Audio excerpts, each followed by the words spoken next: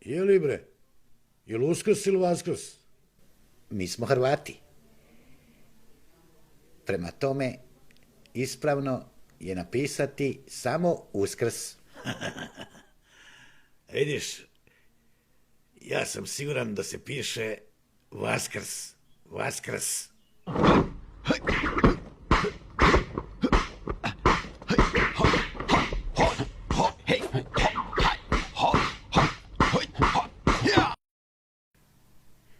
Fino, na glagoljici napišeš U-S-K-R-S.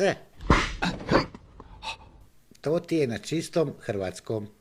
Sad ćeš da vidiš kako se to piše. Ovako. V-A-S-K-R-S. Tako se to piše.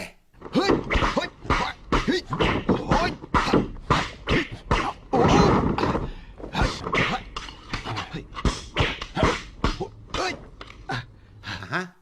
Koliko puta sam ti rekao da samo napišeš na latinici dok si ovdje. Znači samo latinica. U-S-K-R-S. Gotovo. Nećeš. Sad ću da napišem prstima Vaskrs kako treba.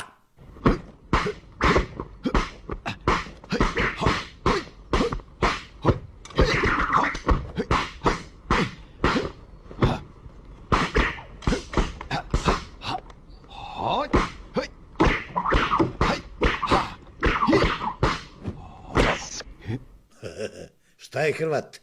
Latinica ti umrljana. Ipak ću napisat na latinici Uskrs.